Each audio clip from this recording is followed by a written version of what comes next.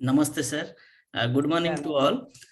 So welcome back to Professor Santosh Kumar Tiwari, visiting Nava scientist Poland, and also visiting faculty at mm, at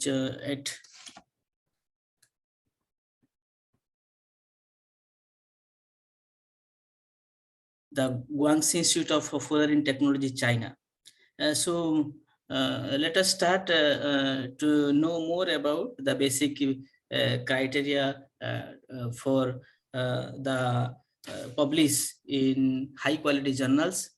Professor Santosh, who has published 10 books and 70 publications, and citation, Google Scholar citation 1826, H index 21, I index 32. So welcome back to Professor Santosh Kumar Tiwari. Welcome, sir. thank you, sir. Thank you, sir. Thank you, sir. These publications are not any recognition, just we are doing as a part of our work.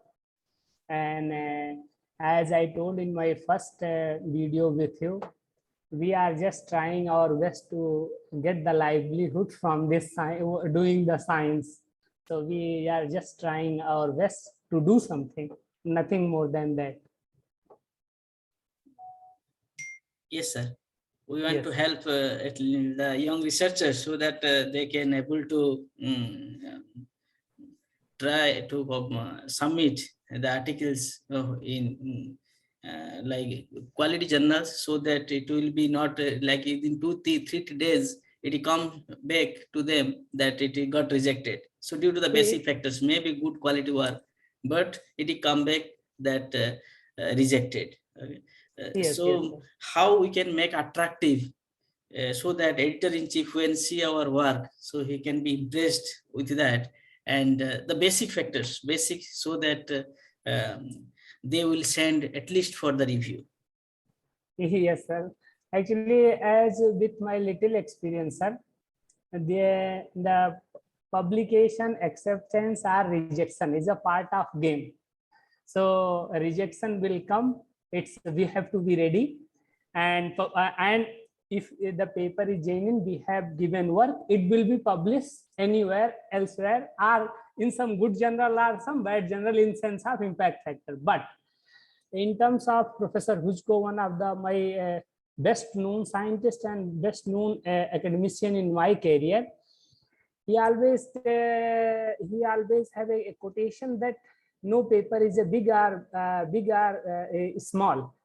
What is the impact on science? So sometimes we have to be careful on what is the aim of our paper. Sometimes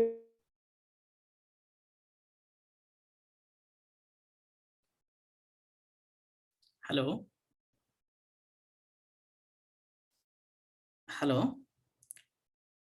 Okay, maybe some network issue is there from Professor Santosh's side.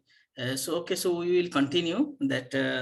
Like from the previous early discussion, we were discussing about that factors, presentation factors. So that also I will try to show you one slide. So how the presentation should be, like the figures. So you can.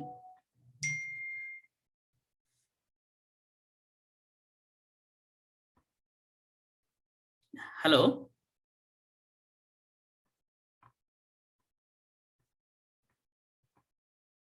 So you can see here in this case. So this one I took from a paper. So in that paper you can see here they shown that intensity versus wavelength. This is a UV visible absorption spectroscopy. But first the researchers should take care about the figures. So in that figure, particularly when you want to take care about the figures, so generally color printers are not available everywhere. So that also we have to keep in mind, that if we take out the printout, so that this should be clearly understandable or visible, that what we want to say. But here you can see in this figure, if we take a color printout, then definitely we can't able to understand which shows this one, which shows red one, which shows black one, and which shows blue one. All will show black and white, all will show black. So we cannot understand which is SNO2 or ZnSA2 or this one. So that we have to be careful. Again, you can see here the observance or wavelength of this. The font size will be very small. That also be difficult to understand. So next is, you can see another way if we present. So here you can see that I just took from one of my paper. So here observance versus wavelength. So in this case, you can see the font size. So in the insert here also, you can see if as much small you can do it, but you can clearly visible. Again, if you take a black and white print, then also it is clearly visible because you can see that A, B, C I mentioned here, so that it will be clear to the researcher. So like that, we have to plot when we have to present a paper. So thank you very much. We will again invite Professor Santosh Tiwari to know